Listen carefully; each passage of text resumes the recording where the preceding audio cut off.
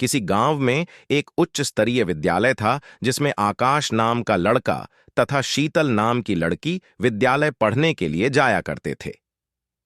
आकाश बहुत पहले से ही उसी स्कूल में पढ़ाई कर रहा था, मतलब कि आकाश की पढ़ाई उस स्कूल में क्लास 1 बासबेन से ही हो रही थी।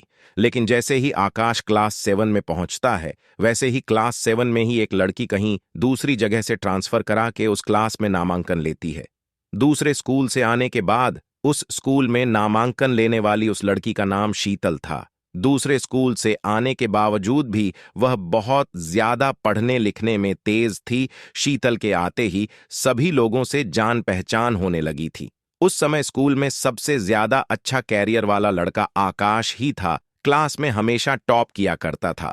जैसे ही सर किसी भी काम को करने के लिए कहते थे तो सबसे पहले आकाश को ही आवाज दिया करते थे।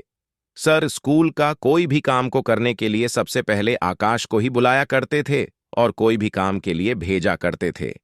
इस कारण से सभी लोग आकाश से अच्छी तरह से बातचीत किया करते थे, क्योंकि क्लास में टॉप होने के बावजूद वह सर से अच्छी पहचान रखता था।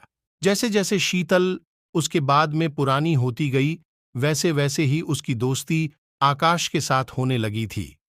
आकाश आगे की सीट में बैठा करता था और शीतल भी पढ़ने लिखने में काफी ज्यादा होशियार होने के कारण वह भी आगे बैठा करती थी। अब तो हर समय टीचर क्लास में होते हुए भी दोनों एक दूसरे से बातें किया करते थे पढ़ाई के बारे में। धीरे धीरे उनकी मित्रता बहुत ज्यादा हो गई और वो एक दूसरे से बात किए बिना नहीं रह पाते थे।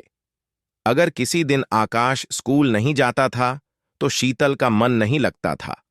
अगर किसी दिन शीतल स्कूल न जाए तो आकाश का मन नहीं लगता था। साथ ही गांव के लोगों में इतना ज्यादा कठोर नियम और एकता होती है कि वो लोग कभी भी एक दूसरे को मिलते हुए नहीं देख सकते हैं, क्योंकि गांव में ऐसा नियम नहीं चलता है। सभी लोग अपने कायदे में रहते हैं और सभी लोग अपने बेटे बेटियों को नियम के अनुसार चलने पर फोर्स करते हैं। मैट्रिक परीक्षा तो खत्म हो चुकी थी, लेकिन इसके बावजूद भी दोनों एक दूसरे से नहीं मिल पा रहे थे।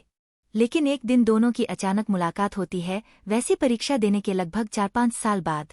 जैसे ही दोनों की मुलाकात होती है, वैसे ही शीतल के मन में बहुत ज्यादा खुशी होती है कि अब तो उसका प्यार उसे मिल गया।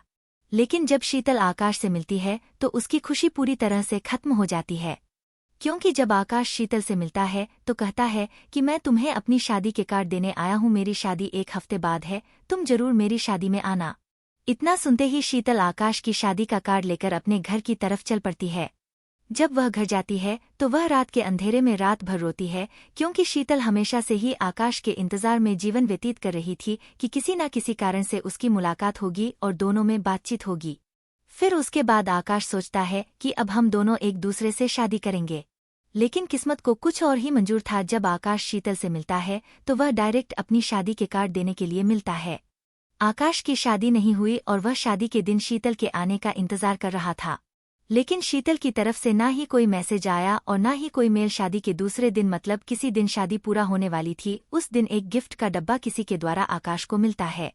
आकाश गिफ्ट के डब्बे को देखकर बहुत खुश हो जाता है, क्योंकि उस पर जो शीतल का नाम लिखा हुआ था वह उस डिब्बे को खोलने के लिए पूरी तरह से बेताब था, क्योंकि उसकी पसंद की लड़की, मतलब कि जिससे वह बचपन में प्यार करता था, उसका गिफ्ट आया था उसके लिए।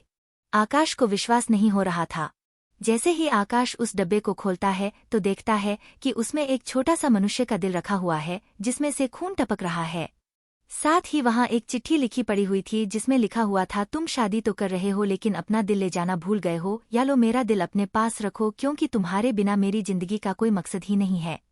इतना पढ़ते ही आकाश पूरा पसीना से लथपथ हो गया और उसे कुछ समझ में नहीं आ रहा था कि उसके साथ ये क्या हो गया, क्योंकि इस तरह तो पहले कभी शीतल शादी के बारे में कोई बातचीत नहीं की थी और ना ही उसके बाद जब मैं कार्ड देने के लिए गया था तो कोई बातचीत नहीं हुई।